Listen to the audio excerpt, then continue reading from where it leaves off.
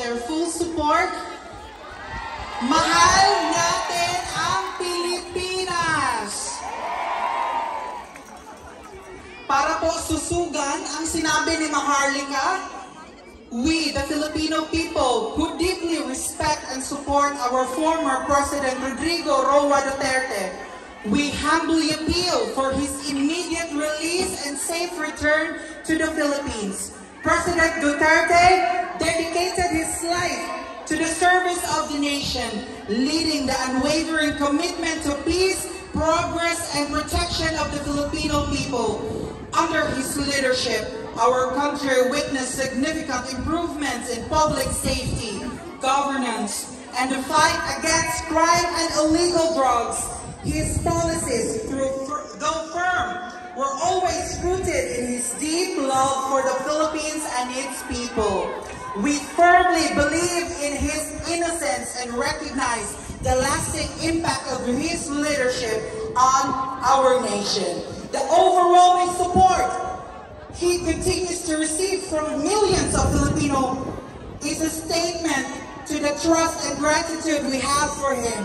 In the name of justice and fairness, we respectfully ask that he be granted the opportunity to return to the Philippines, to the country he selflessly served, to the people who continue to hold him in highest regard. Please hear our plea. Let President Duterte come home! Duterte! Duterte! Duterte! Duterte!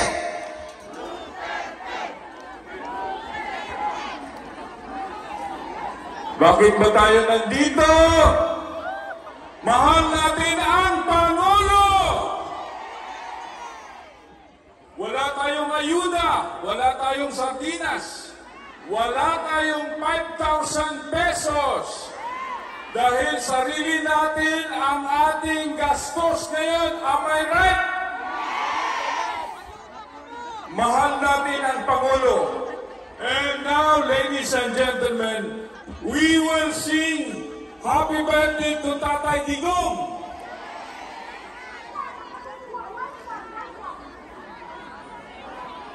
One, two, three. Happy birthday to you. Happy birthday to